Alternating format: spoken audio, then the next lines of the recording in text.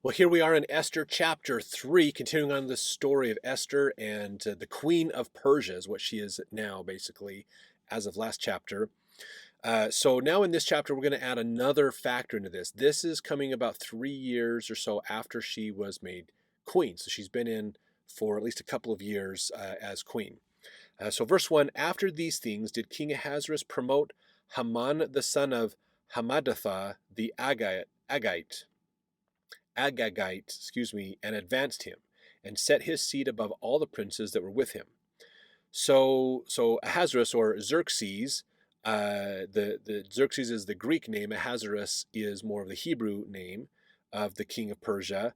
He promoted this man named Haman. He's an Agagite, so he's not Jewish at all. He is from another part of the kingdom.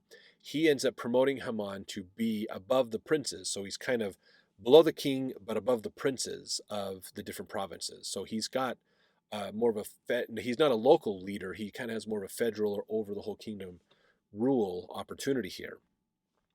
Verse 2, all the king's servants that were in the king's gate bowed and reverenced Haman, for the king had so commanded concerning him. But Mordecai bowed not, nor did him reverence. So why would this happen? Why would they all bow down to Haman? Maybe, as we're going to see here in a little bit, Haman really had a high opinion of himself. He may have put himself in a position by working with the king and convincing the king to get him in a position where he was somewhat worshipped, if you will. And so if he was trying to encourage everyone to worship him in essence, basically, not just a political leader, but kind of a spiritual leader, a god of some sort, then that's probably why Mordecai wouldn't, because Mordecai is Jewish and he worships the true God, not the other gods. So in the book New Bible Commentary, it says the only explanation offered is that Mordecai claimed exemption on the ground that he was a Jew. Probably the inference is justified that Haman was demanding not mere allegiance but worship, and Mordecai would not break the first commandment if fear of idolatry lay behind the refusal to bow down. Then no Jew would bow down. And Haman's decision to take vengeance on the whole people becomes understandable. So basically, because the first great commandment is thou shalt have no gods before me, it's basically saying, look, if you try to make yourself a god, I can't worship you because I need to worship my God. He doesn't want you ahead of him. So I got to keep my priorities straight. That would worshiping Haman would violate their religious freedoms, basically, their religious rights. So this probably meant that's why he didn't like the Jews, which is why he was so mad at them.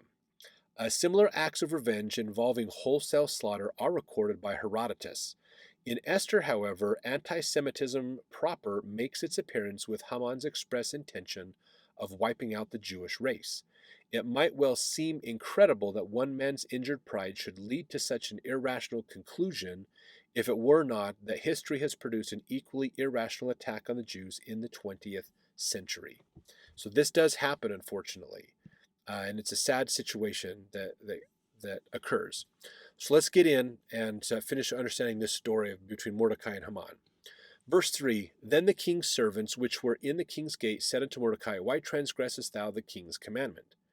Now it came to pass when they spake daily unto him, and he hearkened not unto them, that they told Haman to see whether Mordecai's matters would stand, for he had told them that he was a Jew.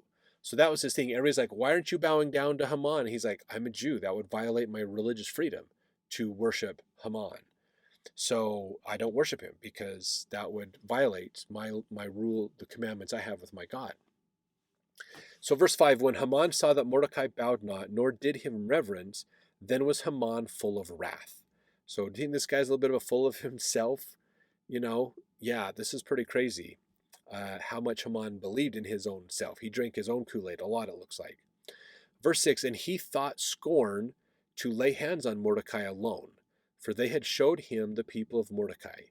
Wherefore, meaning the Jews, wherefore Haman sought to destroy all the Jews that were throughout the whole kingdom of Ahasuerus, even the people of Mordecai.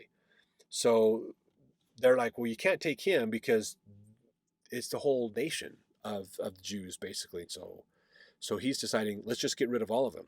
Verse 7, in the first month, that is, the month Nisan, in the 12th year of King Ahasuerus, they cast pur, that is, the lot, before Haman from day to day, and from month to month to the 12th month, that is, the month Adar. So they're in the first month of the year, and they cast lots, basically, kind of almost a roll of the dice, or talked with him about when are you going to do this decree. And so they decided on the 12th. It was decided the 12th month. So that's a long period of time between we're deciding to take out the Jews and when we actually do. Verse 8, and Haman said unto King Ahasuerus, there is a certain people scattered abroad, and dispersed among the people in all the provinces of thy kingdom, and their laws are diverse from all people, neither keep they the king's laws. Therefore it is not for the king's profit to suffer them. And this is, I think this is an important point in here too. What Haman is saying is, it's the Jews are very different people from everybody else. They are a peculiar people, which is what they're supposed to be. If you go back and read the Law of Moses and with King David and them, they're supposed to be a chosen, a covenant people, separate from the rest of the world, worshiping the true God and not doing what everybody else is doing.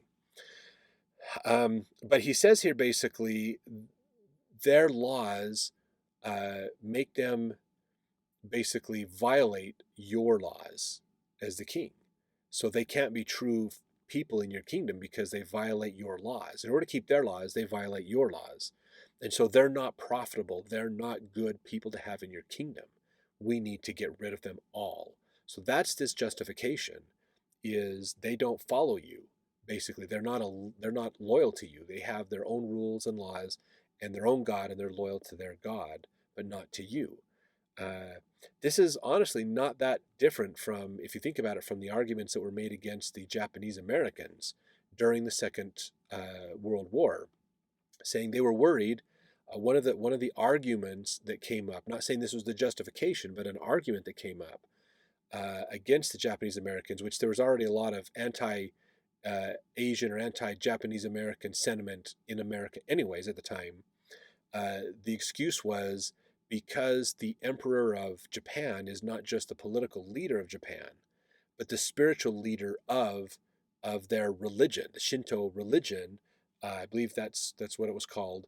And so the Japanese Americans worship him. They see him as their, in a way, God on earth. So we can't trust any Japanese Americans, because are they loyal Americans, or are they loyal to their religion? And so that was the justification to lock them up. Germans almost got that same treatment in America, but the German population in America was a lot wealthier and could get out of that.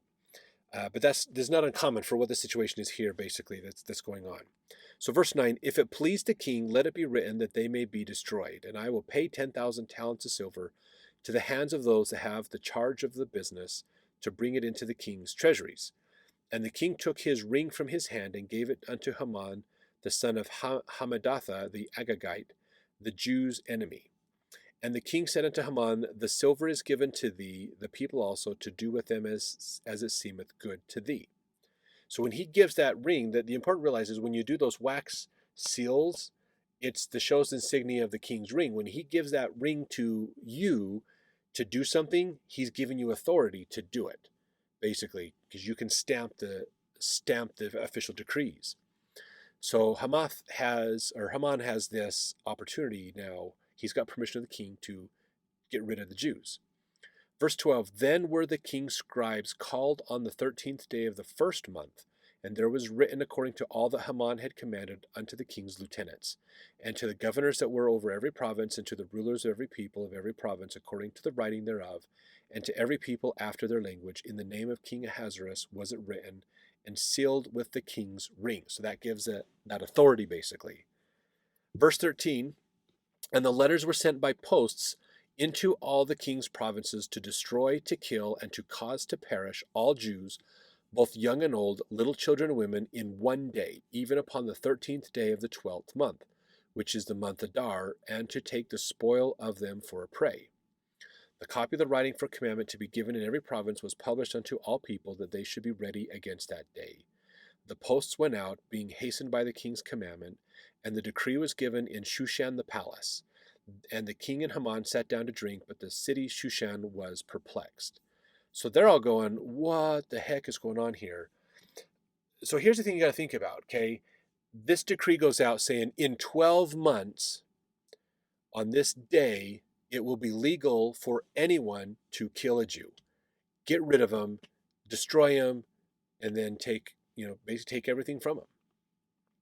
This sounds crazy. Why would you give them 12-month advance notice of what's going on? So in the book, the Bible commentary by Kyle and Delitzsch, they talk about this. So I want to read what they've written here. He says, here the question is forced upon us, why the decree should have been so prematurely published. The scribes were summoned to prepare it on the 13th day of the first month.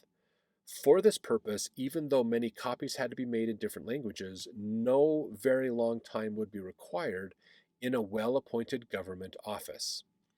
As soon as the scribes had finished their work, the decree was sent out by the posts into all quarters of the realm, and would arrive in even the most distant provinces within 3 weeks at furthest. This would place almost 11, and in the remotest parts about 10 months between the publication and the execution of the decree.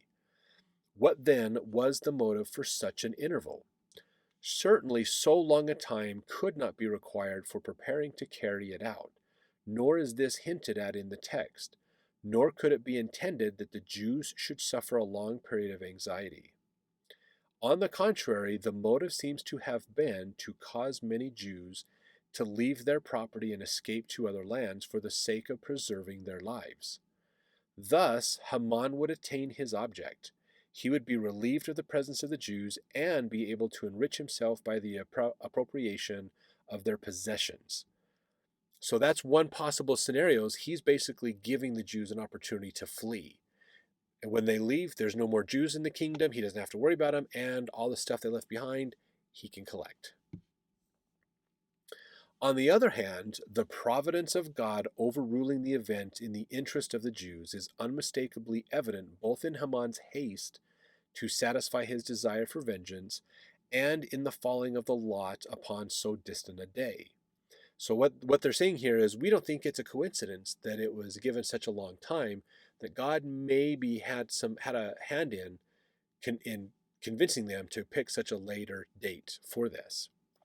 It was only because there was so long an interval between the publication of the decree and the day appointed by lot for its execution that it was possible for the Jews to take means for averting the destruction with which they were threatened, as the further development of the history will show. So while it was there was a lot of time involved in here, and that probably, again, Haman he didn't want to kill them all, because that would be crazy and bad and hard to do. If they just left, that would be even easier. If the Jews leave, they're going to leave a lot of their stuff behind. We get to take it over. This is nice. I could get my stuff done. I don't have to do anything about it. They're going to do the work for me, basically. But by also putting it out there, gave the Jews an opportunity to find a way to not have this destruction happen to them. And that's what we're going to talk about in the next chapter. So we'll see you over there.